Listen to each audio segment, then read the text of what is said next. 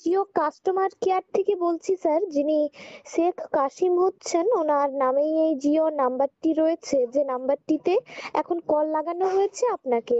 জি জি, বলো বলো। নাম্বারটিতে স্যার লিস্ট এসেছে, এই জিও নাম্বারে ইনি গত 2 থেকে 3 মাস ধরে প্রায় রিচার্জটি ইনি করাননি। আর স্যার ইনি যেহেতু জিও কাস্টমার, হুম। তাই স্যার আমাদের কর্তব্য এনাকে রিমাইন্ড করিয়ে দেওয়ার। আপনি বলতে পারবেন এই নাম্বারটা কি এখন এনার কাছে প্রয়োজনীয় রয়েছে, নাকি নাম্বারটি ইনি বন্ধ করিয়ে দিতে চান?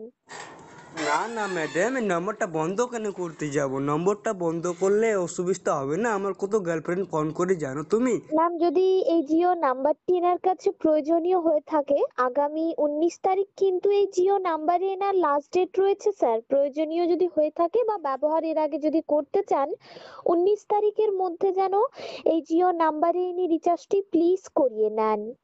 ওকে স্যার, থ্যাংক ইউ।